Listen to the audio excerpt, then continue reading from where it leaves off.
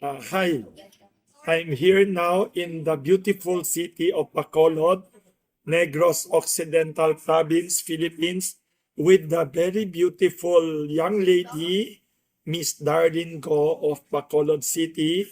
Thank you for uh, asking questions. Anything you want to ask.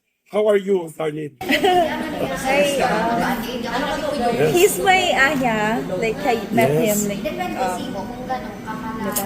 for last yes, 2019. And yes, now he came back from, we invited him for our induction here in Chinese Chamber. So, yes, and yes. it's good to be back. Darlene, I'm glad that you're here right now. yes, yes. And thank you for the privilege that you've given me to ask you. Yes, anything you can ask anything under the sun.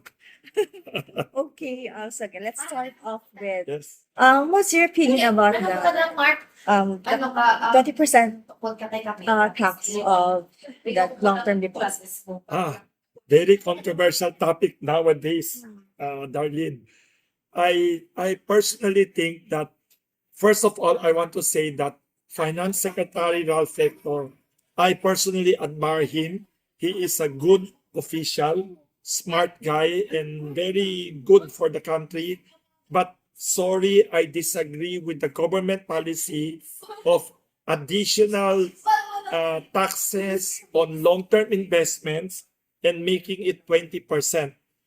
Before I answer why I'm against it, I want to mention in passing that, for example, before, Darlene, when you have foreign exchange savings, like if you have dollars coming from balikbayan relatives in America, or you have OFW relatives, you have deposits of US dollars, euros, Chinese renminbi, or Japanese yen. If you put it in the bank, before the interest was 15%, the income. Now it's going to be 20%. And then other taxes, there's also taxes on bonds issued by banks. That's another form of savings, which I could discuss in the future with you. Darlene, if you invite me again to Bacolod. uh, why I'm against it? The government officials who are sincere, I believe they are sincere, they're not bad people. They say that will only affect rich people. So ordinary people, middle class will not be affected now. But to me, we should not drive away the money of rich people because in this 21st century, Darlene, it's very easy to move funds and money. There are so many countries in Asia and ASEAN competing for capital and investments. So I'm afraid with these higher taxes, you will drive away all these rich people, the money. They will click it and send it over to Singapore, which is zero interest on income from savings. Zero. Malaysia, also our neighbor, zero income interest on long-term savings. Vietnam is 5%. Thailand is 15%. So we are not competing with our neighbors, number one. Number two, I am very sad that we in the Philippines, we have one of the lowest savings rates in the entire ASEAN region and Asia. That means the people, us here in the Philippines, we don't have a habit of saving money. Whether ordinary people, middle class, even the rich people, our savings rates are so low compared to our neighbors. So all these new taxes would discourage savings culture. And also, I'm just sad that this is happening because what we should be encouraging in the Philippines today and in the future is to encourage a habit or national culture of savings. So I am against that new policy. And I think in this era now of easily transferring money from one place to another, it will just be negative effect overall on the Philippine economy. Why do you think that we came up with this? I believe I had this just hunch lang that the government is having problems with raising more funds, the budgeting. We have a big, huge budget, trillions of pesos every year. We have to borrow a lot of money. We don't have enough foreign investments. We don't have enough exports. We don't have enough OFW remittances and everything. So the government is always scrounging for additional budget. So maybe somebody in the government thinking that additional taxes would be the magic solution to lack of budget. I personally believe if we encourage more investors, if we encourage more tourism, and the tax rate is not high, but the volume of business is very big, the volume of export is very big, the small taxes will eventually have more income for the government and revenues.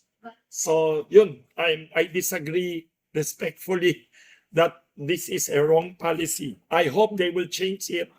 We should attract rich people's money, and our local rich people should not be sending their money to Singapore, Hong Kong, or Switzerland. Thank you for your interesting question. Yeah, does this affect about like Yes. what happened to the Pogo before? Like Ah. we lost investors or I personally think about the Pogo. Personally, I think in the first place, we should not have approved the Pogos coming here in the Philippines because I think the Pogos are very negative to the whole society because based on my research and readings, the Pogo operators, the big bosses behind the Pogos, are considered illegal people in China. They are considered criminals and crooks in China. And the number one people who hate the Pogos is the Chinese government. And that is one of the toughest governments in the world. And these criminals are not afraid of that government. Then you encourage them to come here. That would be a bad situation for us. And now you see they have all these crimes before. But also I have this feeling that these politicians in our country before who approve all these Pogos, I believe also bad karma for the country. If you allow criminals to do it here and victimize many people in China or Malaysia or other countries, now we are being victims of online gambling now. Now our own people are already learning to do online gambling, which is like Pogo, but Filipino operators targeting Filipino gambling addicts. I think this is very bad for Philippine society. Gambling itself is negative for the economy and morals of the country. Now we have so many casinos, and now you have all this online gambling everywhere.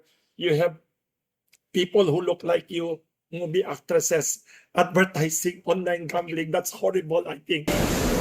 yeah, but I don't. Yeah. No, I know. Don't worry. You're not an actress. You are better looking than actresses. Okay. Hindi mo na yan. Speaking of the online Yes, gambling. Marlene. Speaking of Yes. the online gambling.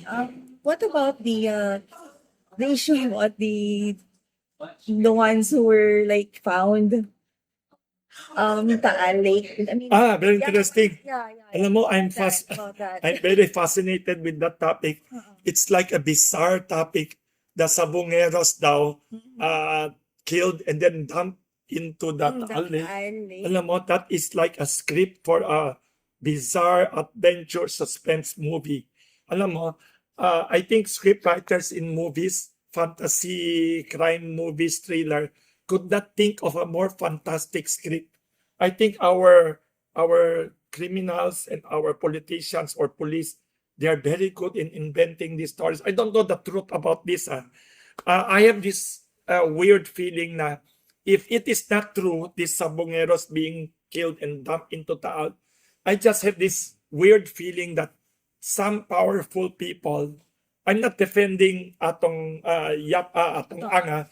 I'm not even a friend. I don't even know him, even though I think he likes beautiful people like you. But I had this suspicion that there are some powerful people who are after the isabong and other businesses, gambling businesses of Atong Am. And the best way to get that business, I think, is to destroy him legally or in public image. So I think I have this suspicion. I don't know the truth. Maybe it's true, maybe it's not true. I have totally no idea. But I have this suspicion. Why only now? This supposedly happened several years ago. Why all this black propaganda happening now? So I had this theory. It's about money. It's about somebody wanting to steal the franchise or the legal right to operate this business. This is just my theory. And I think it's very unfair to the fishermen selling tawilis. I like tawilis fishing. I'm not kidding. I'll tell you, Darlene, in Kamuning Bakery Cafe in Quezon City, my favorite bakery cafe, we used to serve their tawilis pasta. I haven't been to your bake. You have to go there and you will forget your name because of the delicious foods, not because of me. Okay. Yes. Yun ang theory ko about this. At I-mention ko yun kasi kawawa yung fisherman ng tawilis. I heard because of all these sordid, scandalous news about dead people and sabongeros in Taal Lake. And they That found is the only place in the world where you find tawilis fish. You know that tawilis fish is only available in Taal Lake, and the sales now in the palengke, in the wet market, has drastically dropped now. Kawawa naman, I pity the fishermen selling tawilis. So what about the sacks of bodies they send? I have They this found I have this feeling that we in the Planted. Philippines, I have this feeling lang in the Philippines, we have all kinds of remains in all the rivers and seas. I don't think it's only Tawilis in Taal Lake. It's unfair to Taal Lake. I think in Pasig River there will be more. I think our Pasig River has more garbage and more dead people than the Taal Lake. I think even Manila Bay, I believe. Even Marikina River, I believe. If Caloocan has a river, I'm sure there will be corpses there also. I'm sure. Okay. Yes. Unfair to Taal Lake and the fishermen.